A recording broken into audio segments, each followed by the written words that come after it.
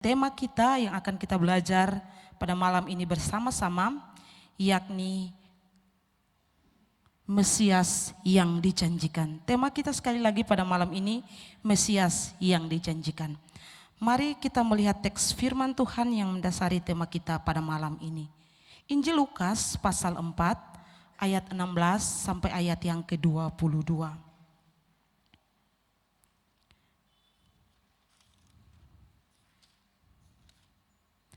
Injil Lukas pasal 4 ayat 16 sampai ayat yang ke-22 di bawah perikop Yesus ditolak di Nazaret. Ia datang ke Nazaret tempat ia dibesarkan dan menurut kebiasaannya pada hari Sabat ia masuk ke rumah ibadat lalu berdiri hendak membaca dari Alkitab. Kepadanya diberikan kitab Nabi Yesaya dan setelah dibukanya ia meniupkan nas di mana ada tertulis, Roh Tuhan ada padaku oleh sebab ia telah mengurapi aku untuk menyampaikan kabar baik kepada orang-orang miskin dan ia telah mengutus aku untuk memberitakan pembebasan kepada orang-orang tawanan dan penglihatan bagi orang-orang buta, untuk membebaskan orang-orang tertindas, untuk memberitakan tahun rahmat Tuhan telah datang. Kemudian ia menutup kitab itu. Semua orang dalam rumah ibadah itu tertuju kepadanya. Lalu ia mulai mengajar mereka, katanya, pada hari ini genaplah nas ini sewaktu kamu mendengarnya. Dan semua orang itu membenarkan dia dan heran akan kata-kata yang indah yang diucapkannya. Lalu kata mereka, bukankah ia ini anak Yusuf? Bapak Mama yang terkasih dalam Tuhan Yesus Kristus, kalau kita melihat kepada teks kita pada malam ini, teks kita itu menceritakan tentang kedatangan Yesus ke kota Nazaret. Kalau kita melihat mungkin ini pelayanan Yesus yang perdana di kota Nazaret. Dia biasa hidup, dia dibesarkan di kota Nazaret. Tapi untuk pertama kali dia datang kembali ke tempat ini, ke Nazaret. Setelah dia memulai pelayanan secara resmi di usia 30 tahun. Dan kita melihat dalam teks kita, di sana bagaimana Yesus ketika sampai di Nazaret, yang dia lakukan adalah dia mengajar di sana. Di dalam ayat yang ke-20 dan ayat yang ke-21 dari teks kita, dia berdiri membaca dalam kitab Yesaya, kemudian dia duduk kembali dan dia mengajar mereka. Bapak Mama Saudara sekalian, kalau kita perhatikan, ketika Yesus datang ke Nazaret dan dia melayani, ingat ini tidak seperti pada umum atau kebiasaan Yesus ketika dia melayani. Biasanya kalau dia melayani di kota-kota lain, yang dia lakukan bukan saja dia mengajar, tapi juga dia melakukan mujizat. Misalnya contoh saja, di dalam pasal 4 masih dalam kitab Injil Lukas, di dalam ayat 31 sampai ayat yang ke-37, ketika dia keluar dari Nazaret, ketika dia pergi dari Nazaret, itu dia menuju ke Kapernaum dan di sana dia mengajar, tetapi juga dikatakan dia membuat mujizat, yaitu dia mengusir setan dari seorang yang kerasukan pada saat itu. Juga di dalam Lukas pasal 5 ayat 12 sampai ayat 16, itu dia mengajar tetapi juga dia menyembuhkan orang yang sakit kusta di daerah atau di wilayah Genesaret.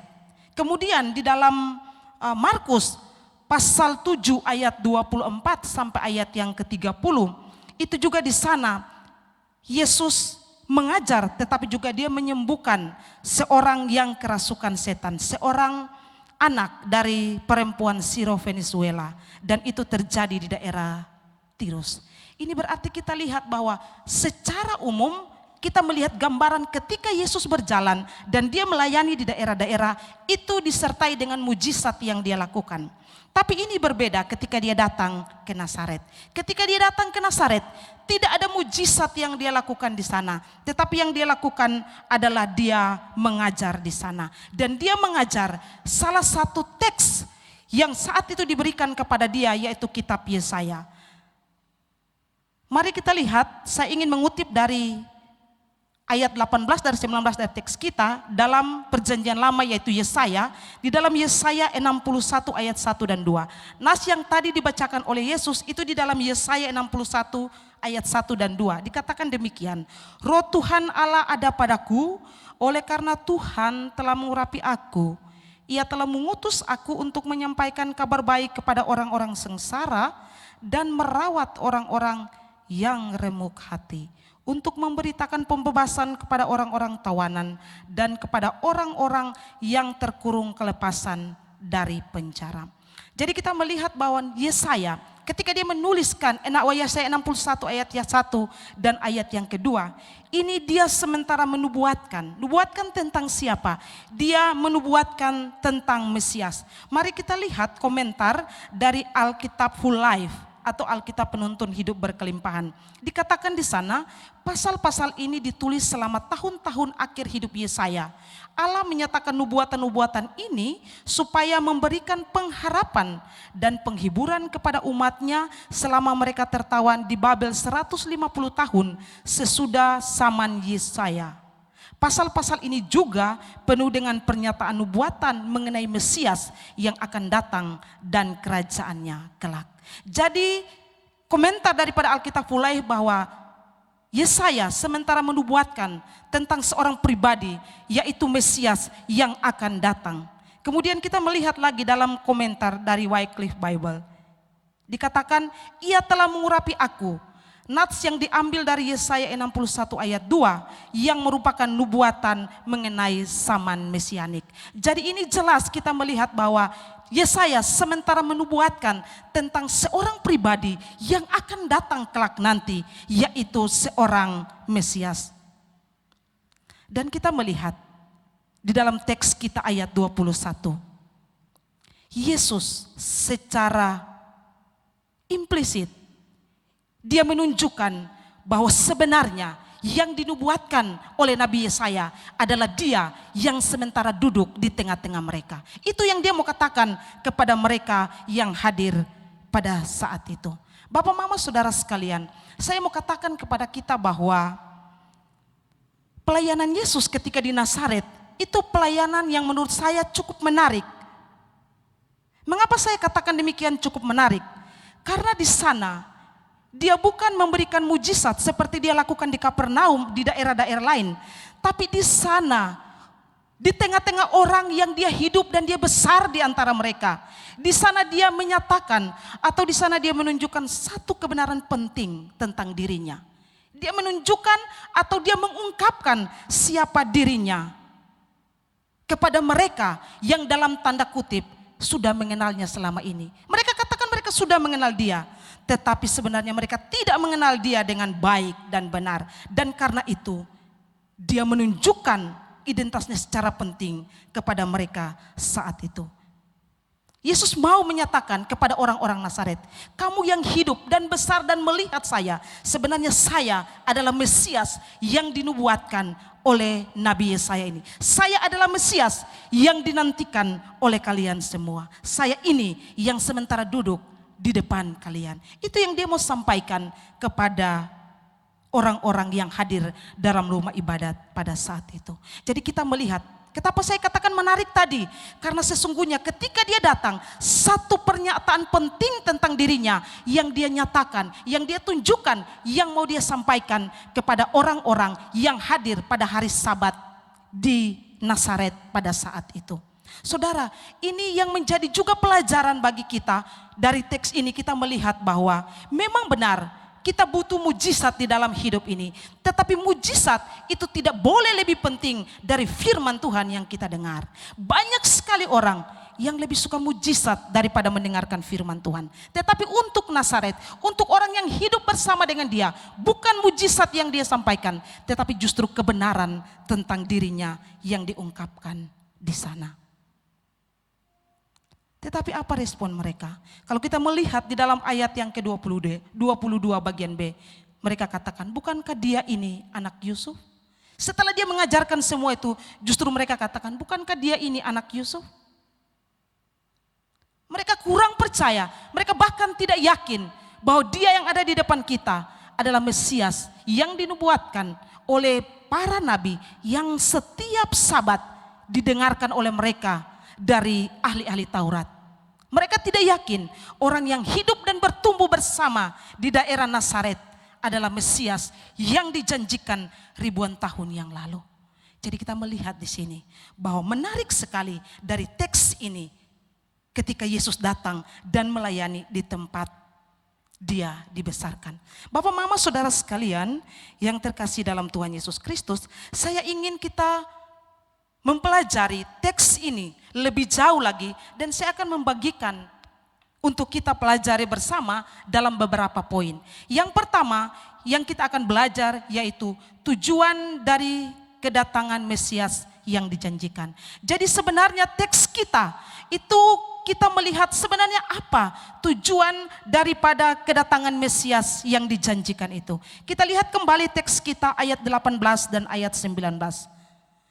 Roh Tuhan ada padaku, oleh sebab ia telah mengurapi aku untuk menyampaikan kabar baik kepada orang-orang miskin. Dan ia telah mengutus aku untuk memberitakan pembebasan kepada orang-orang tawanan, penglihatan bagi orang-orang buta, untuk membebaskan orang-orang yang tertindas, untuk memberitakan tahun rahmat Tuhan telah datang. Nubuat dari Nabi Yesaya tentang Mesias. Mari kita lihat satu komentar dulu dari Matthew Henry. Dia berkata begini, ayat tersebut berbicara begitu jelas tentang Sang Mesias, sehingga mereka yang tidak mengenal dia sungguh tidak dapat dimaafkan. Setiap hari Sabat mereka ini mendengar perkataan para nabi yang bersaksi tentang dia, tetapi masih tidak tahu juga bahwa dialah Sang Mesias itu.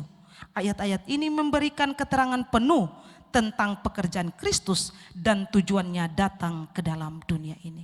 Jadi benar, ayat itu ketika dia berbicara dan dia mengatakan genaplah nas ini, itu dia sementara memberikan satu penekanan penting bahwa sebenarnya dia itu adalah apa yang dituliskan oleh Nabi Yesaya. Dia itu adalah pribadi yang dituliskan oleh Nabi Yesaya ribuan tahun yang lalu.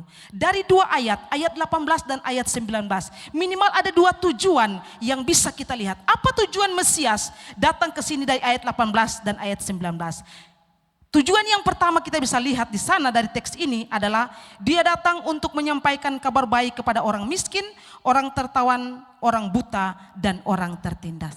Jadi pertama, tujuan Mesias datang adalah dia menyampaikan kabar baik kepada siapa? Kepada orang miskin, kepada orang tawanan, kepada orang buta, dan juga kepada orang tertindas. Saudara sekalian yang terkasih dalam Tuhan Yesus Kristus, kalau kita melihat teks ini sebenarnya tidak berbicara secara hurufiah atau secara jasmani. Yesus datang benar-benar untuk orang yang buta, untuk orang yang tertindas, untuk orang yang miskin, bukan. Ayat di sini menunjukkan kepada hal-hal rohani yang dimaksud ketika Yesus atau Mesias itu datang. Calvin memberi komentar demikian. Nabi itu menunjukkan bagaimana keadaan gereja sebelum manifestasi Injil dan bagaimana keadaan semua itu tanpa Kristus. Jadi Nabi Yesaya, menurut Calvin dia menjelaskan bahwa Nabi Yesaya ini menuliskan gereja sebelum Kristus, sebelum manifestasi Injil. Gereja seperti ini, gereja yang buta, gereja yang tertindas, gereja yang miskin, gereja yang tanpa pengharapan, dan juga orang-orang kita semua tanpa Kristus. Kita sebenarnya adalah orang buta. Kita sebenarnya adalah orang miskin di hadapan Allah. Kita sebenarnya orang tertawan dan orang tertindas. Itulah kedatangan Mesias yang dijanjikan, yang dinubuatkan oleh Yesaya. Kembali kita lihat komentar Matthew Henry. Kepada siapa ia mengajar? Kepada orang-orang miskin, yaitu mereka yang miskin di dunia ini, yang diremehkan oleh ahli-ahli Taurat sebagai tidak pantas untuk menerima pengajaran dan yang selalu dihina. Kepada mereka yang miskin rohani kepada orang-orang yang lemah lembut dan rendah hati, kepada orang-orang yang sungguh-sungguh berduka atas dosa. Orang-orang seperti inilah yang akan menyambut Injil dan anugerah yang menyertainya, dan mereka akan menerimanya. Jadi jelas Matthew Henry mengatakan bahwa ayat ini bukan dimaksud secara hurufiah atau secara jasmani, kedatangan atau tujuan daripada Mesias datang itu, tetapi kepada orang-orang yang di hadapan Allah adalah orang-orang berdosa yang tanpa pengharapan memperoleh hidup yang kekal. Kita bisa bandingkan itu di dalam Kisah Para Rasul pasal 26 ayat 17b dan ayat yang ke-18. Dan aku akan mengutus engkau kepada mereka untuk membuka mata mereka supaya mereka berbalik dari kegelapan kepada terang dan dari kuasa iblis kepada Allah, supaya mereka oleh iman mereka kepadaku memperoleh pengampunan dosa dan mendapat bagian dalam apa yang ditentukan untuk orang-orang yang dikuduskan. Jadi benar sekali, Mesias datang adalah untuk memberikan pengampunan dosa, membebaskan orang-orang yang tertawan oleh karena dosa mereka. Karena itu, saya mau katakan kepada kita semua yang malam ini, mungkin saudara punya segudang prestasi untuk bisa dibanggakan. Atau mungkin saudara punya kekayaan yang 7 turunan pun dinikmati tidak habis-habis. Atau mungkin saudara punya jabatan di tengah-tengah masyarakat tempat di mana saudara ada. Tapi saya mau katakan, kalau semua itu saudara punya tanpa Kristus, sebenarnya saudara itulah orang-orang buta, orang-orang miskin, orang-orang tertindas di hadapan Allah. Jangan pikir bahwa saya kaya, saya sukses, saya semua. Pertanyaannya, kamu punya Kristus, kamu punya Mesias di dalam hidup atau tidak? Kalau kamu tidak punya Mesias, sesungguhnya di hadapan Allah, kamulah orang miskin, kamulah orang buta itu. Kita melihat, kita bandingkan ketika Yesus mengajar murid-muridnya, dia bicara tentang syarat-syarat mengikut dia. Ada satu pernyataan yang dia ungkapkan kepada murid-murid saat itu. Matius pasal 16 ayat yang ke-26. Apa gunanya seorang memperoleh seluruh dunia tetapi kehilangan nyawanya? Dan apakah yang dapat diberikannya sebagai ganti nyawanya? Dalam terjemahan bahasa Indonesia sehari-hari ayat ini berbunyi demikian. Apa untungnya bagi seseorang kalau seluruh dunia ini menjadi miliknya tetapi ia kehilangan hidupnya? Dapatkah hidup itu ditukar dengan sesuatu? Maksud hidup di sini yaitu keselamatan kekal. Pertanyaan, dapatkah keselamatan kekal itu ditukar dengan harta kekayaan apapun di dunia ini? Dalam iman Kristen, jawaban kita adalah tidak dapat. Bagi orang lain, bagi agama lain di luar kekristenan, mereka tahu bahwa bisa ada jalan di luar Kristus menuju kepada keselamatan. Tetapi saya mau katakan dalam iman Kristen, pertanyaan Yesus, dapatkah hidup itu ditukar dengan segala sesuatu? Tidak dapat. Keselamatan tidak dapat ditukar dengan apapun. Karena itu, saudara yang punya segala sesuatu, ingat, saudara tanpa Mesias, saudara tidak ada arti apa-apa di hadapan Tuhan. Saudara bayangkan orang yang sukses, hidup mapan, begitu luar biasa hidupnya, ketenaran yang dia dapatkan tanpa Kristus. Mungkin ya kita katakan, oh tidak apa-apa kalau di dunia ini yang penting nikmati hidup dulu. Mungkin masih bisa, tapi biasanya orang katakan, so jelek hidup lagi. Bayangkan saudara ya, kalau orang yang di dunia ini dia menikmati segala sesuatu yang begitu luar biasa, ya mungkin di dunia ini dia senang-senang, dia nikmati, pada akhirnya ke neraka, oh tidak masalah. Tapi saudara, hidup pas-pasan, hidup sudah biasa-biasa, miskin lagi, jelek lagi, hidup lagi tanpa Mesias lagi. Saudara bisa pikir, saudara bukan saja menderita di dunia ini, tapi saudara juga pasti menderita di dunia yang akan datang. Karena itu saya mau katakan, dari mimbar ini ketika saya menyampaikan firman Tuhan, saya tidak pernah jenuh-jenuh untuk saya sampaikan kepada kita semua yang hadir pada malam ini. Saya mau katakan, kita punya kesempatan. Hidup itu kesempatan, bukan saja kesempatan untuk melayani Tuhan. Tapi saya mau katakan yang terpenting adalah hidup itu kesempatan untuk memastikan apakah saudara sudah sungguh-sungguh beriman atau belum. Kita boleh melayani Tuhan dengan luar biasa, memegang slogan hidup ini kesempatan melayani setinggi-tingginya. Tapi saudara melayani tanpa memiliki iman yang sejati, tidak berguna apa-apa di hadapan Tuhan. Ketika kita mau datang, ketika orang mau datang kepada dia, dia tidak akan menolak. Itulah janjinya. Yohanes 6 ayat 37. Semua yang diberikan Bapa kepadaku akan datang kepadaku, dan barang siapa datang kepadaku, ia tidak akan kubuang.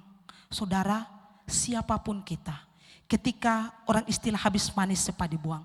Ketika kita dibutuhkan, kita dicari di mana-mana. Ketika orang tidak membutuhkan lagi, kita dibuang. Bahkan kita datang dan meminta pertolongan, meminta bantuan, orang tidak melihat, bahkan tidak mendengar dan menolong kita. Tapi ayat ini janji Yesus. Semua yang diberikan Bapa kepadaku akan datang kepadaku. Ketika mereka datang, tidak akan aku buang. Bukankah ini janji yang luar biasa? Saudara, berapa banyak kita melalang buanang di dalam dunia dengan segala hal. Sudahkah kita datang kepada Dia? Banyak orang yang berkata, saya punya hidup ini sudah terlalu berdosa, hancur, buruk dan tidak bisa. Bahkan Tuhan sendiri pun tidak bisa menolong saya. Siapa bilang Tuhan tidak bisa menolong? Ayat ini mengatakan, ketika kamu datang, seburuk apapun kamu, seburuk apapun saudara, sehina apapun saudara, ketika saudara datang kepada Tuhan, Dia tidak akan membuang saudara. Dia menerima saudara. Lalu kita melihat janji yang pertama, Dia datang untuk memberitakan kabar baik, atau Dia datang untuk memberitakan keselamatan kepada orang buta. Dia datang untuk memberitakan keselamatan kepada orang-orang miskin, orang tertindas. Lalu yang kedua, tujuan daripada kedatangannya, yaitu Ia datang untuk memberitakan tahun rahmat Tuhan telah datang. Di dalam ayat yang ke-19b dari Lukas pasal 4. Untuk memberitakan tahun rahmat Tuhan telah datang. Apa artinya pernyataan ini? Tujuannya Dia datang untuk memberitakan tahun rahmat Tuhan telah datang. Apa artinya? Artinya bahwa kedatangan Mesias saat itu, ketika Dia ada di depan mereka, ketika Dia berbicara itu merupakan kedatangannya adalah ketetapan Allah. Dan waktunya sudah digenapi. Itulah sebabnya Dia boleh datang. Dia datang ke dalam dunia. Jadi dalam arti kata bahwa kedatangan Kristus ke dalam dunia adalah kedatangan yang sudah ditetapkan oleh Allah. Dan waktunya ketika digenapi, Dia datang dan Dia lahir. Dia menjelma menjadi manusia dan hidup di antara orang-orang Israel. Kita bisa bandingkan itu di dalam Galatia pasal 4 ayat yang keempat.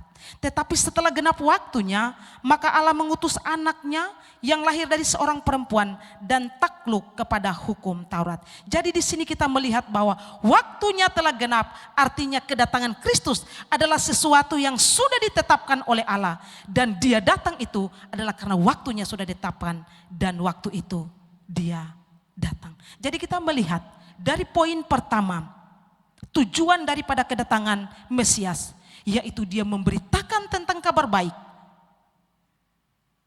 Kabar baik ini kabar yang indah, kabar yang banyak orang suka dengar. Kalau kita biasa lihat ketika orang memberikan kabar, lu pilih kabar buruk duluan atau kabar baik duluan. Kalau orang yang kuat hati, buruk dulu, habis itu baru baik. Tapi kalau orang yang tidak, kabar baik dulu. Memang banyak orang sebenarnya suka mendengarkan kabar baik, dan Mesias datang memberikan kabar baik itu kepada saya dan saudara, kepada kita semua yang buta, yang tuli, kita semua yang penuh noda dan dosa ini. Dia datang, dan Dia datang itu adalah dalam ketetapan Allah, dan waktunya sudah tiba sehingga Dia ada, dan Dia bahkan saat itu mengajar di antara orang-orang Nazaret, orang-orang yang tumbuh besar bersama-sama dengan Dia. Itu poin pertama yang bisa kita lihat. Yang kedua, apa respon orang Nazaret? Ketika Dia sudah menyampaikan seperti itu, apa respon mereka? Di dalam ayat yang ke-22, Dan semua orang itu membenarkan dia dan mereka heran akan kata-kata yang indah yang diucapkannya. Lalu kata mereka, bukankah ia ini anak Yusuf? Kita melihat bahwa respon ketika mereka mendengarkan semua itu, mereka heran. Heran terhadap apa?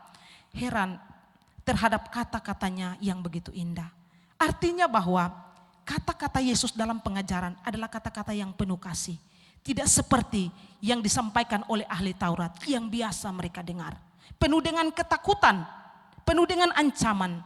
Tetapi berbeda ketika dia memberitakan tentang Injil. Dia memberitakan tentang kabar baik itu.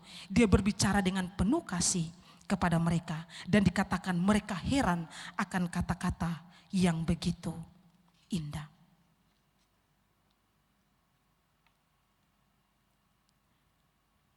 Kita kembali lihat teks di dalam ayat yang ke-22. Dan semua orang itu membenarkan dia dan mereka heran akan kata-kata yang indah yang diucapkannya. Lalu mereka berkata, bukankah ia ini anak Yusuf? Tadi mereka heran dan akan kata-kata indah.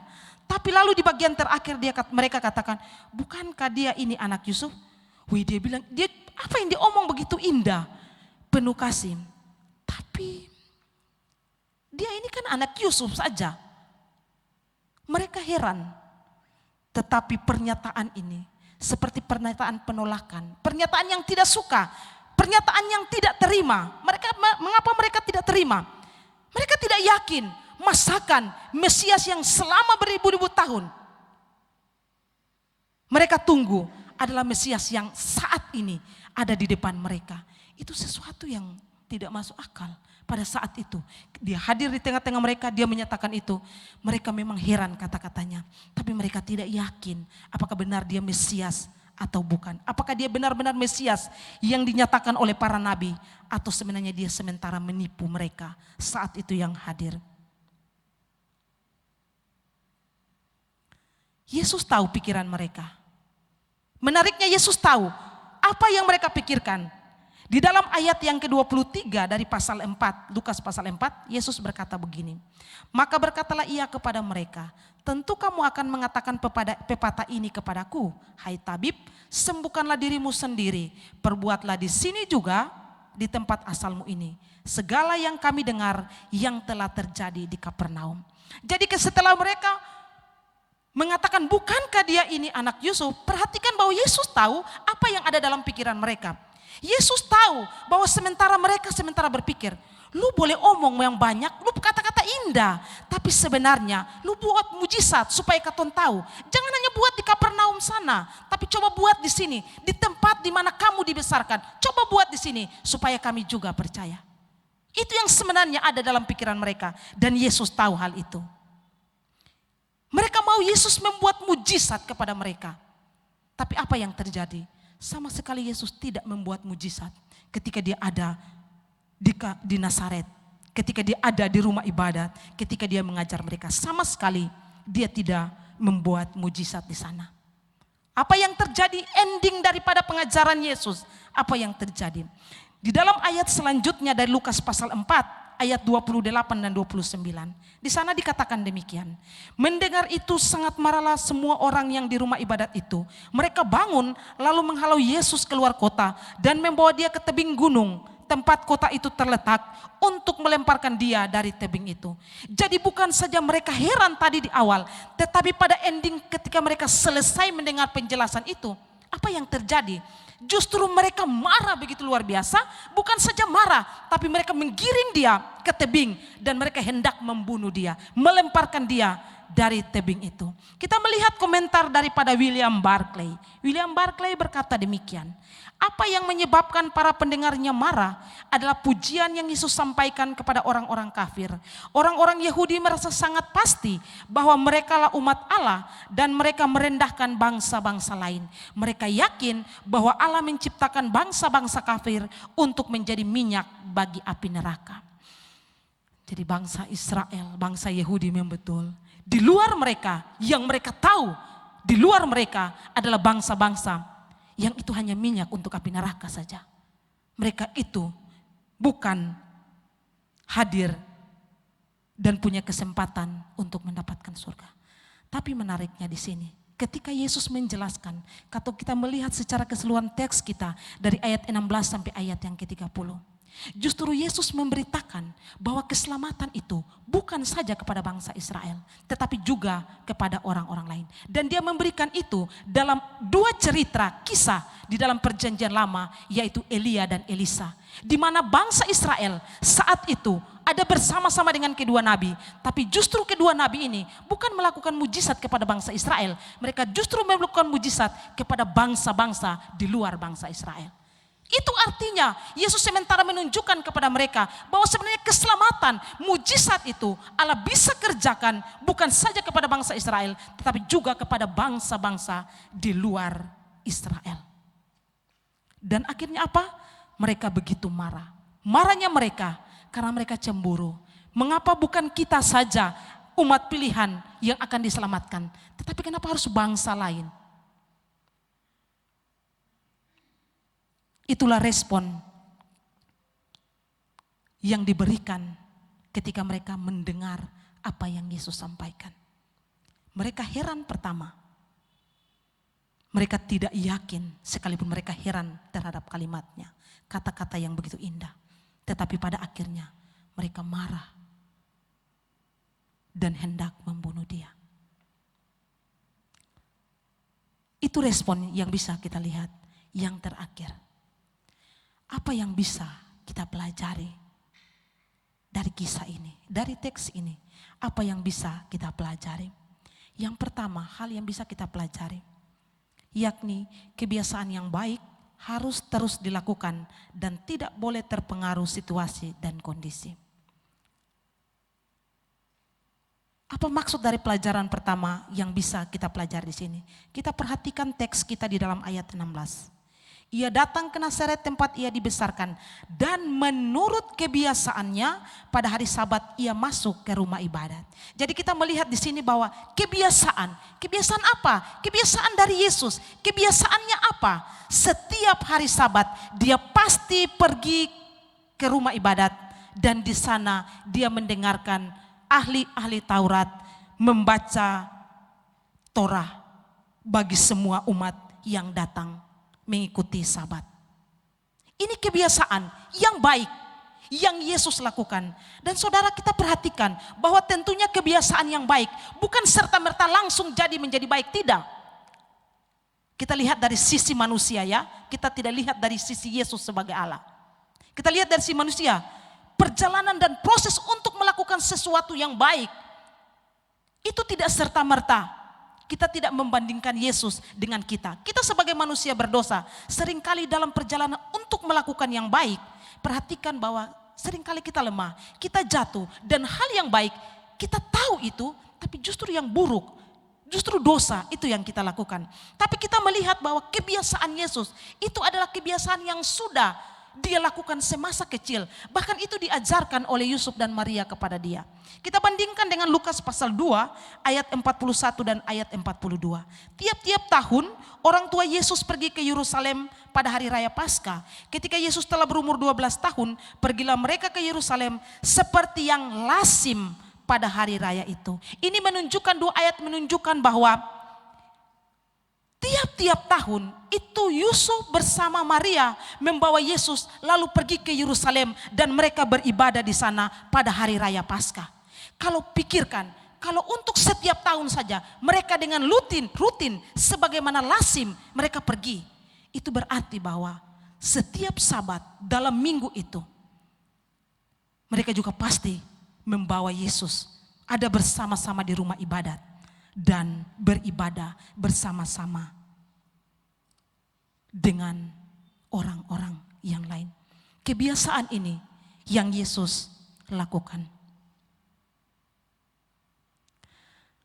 Coba kita bandingkan di dalam Lukas pasal 4 ayat 24. Dan katanya lagi, aku berkata kepadamu sesungguhnya tidak ada nabi yang dihargai di tempat asalnya. Ayat 16 tadi, kebiasaan dia pergi ke sana. Tapi ayat 24 ini menunjukkan bahwa dia tahu ketika dia pergi ke sana, dia pasti ditolak. Dia pasti tidak diterima, tapi dia tetap mau pergi.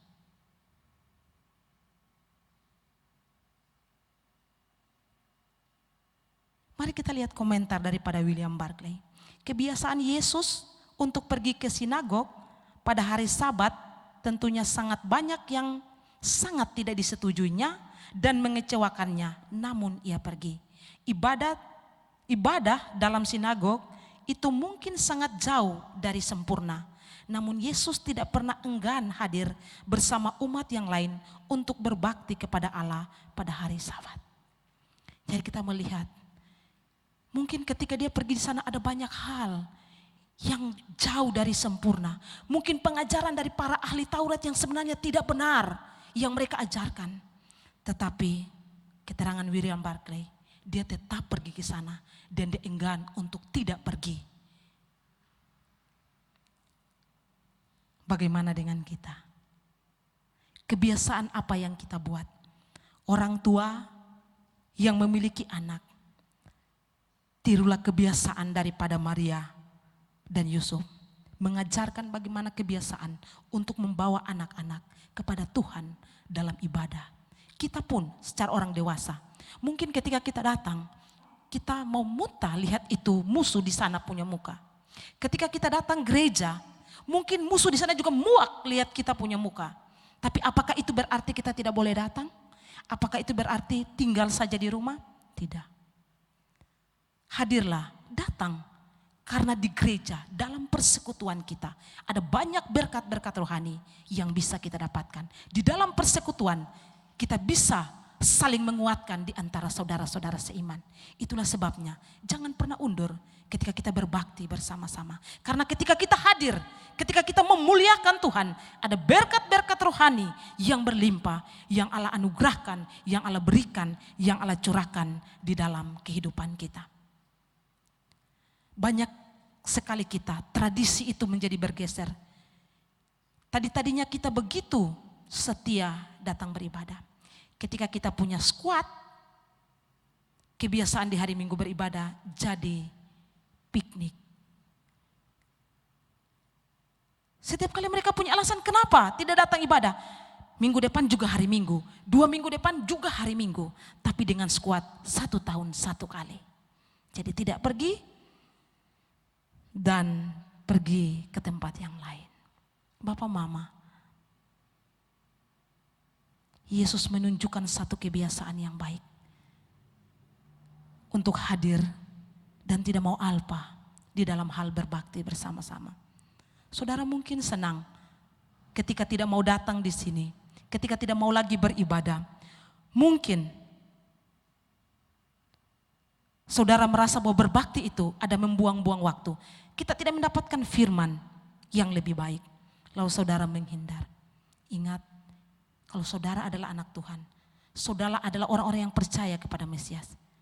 Lihat teks ini, Mesias datang, kebiasaannya dia lakukan. Saudara dan saya, kita adalah murid-muridnya.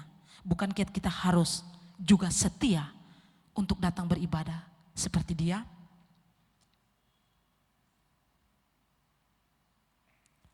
Lalu pelajaran rohani yang kedua atau pelajaran yang bisa kita petik, yaitu berhati-hatilah supaya kita tidak menanggapi firman Tuhan dengan amarah.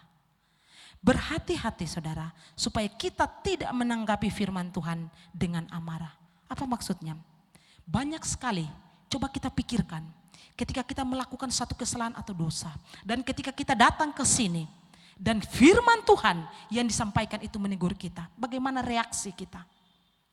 Kita datar-datar saja, kita aman-aman saja, atau kita marah karena sebenarnya firman Tuhan itu sementara menegur kita. Kita lihat apa kata firman Tuhan di dalam Yakobus pasal 19 ayat pasal 1 ayat 19 dan ayat yang ke-20. Hai saudara-saudara yang kukasihi, ingatlah hal ini. Setiap orang hendaklah cepat untuk mendengar, tetapi lambat untuk berkata-kata dan juga lambat untuk marah. Sebab amarah manusia tidak mengerjakan kebenaran di hadapan Allah. Firman Tuhan ketika kita dengar, firman Tuhan itu menegur kita akan setiap dosa dan kesalahan yang kita buat.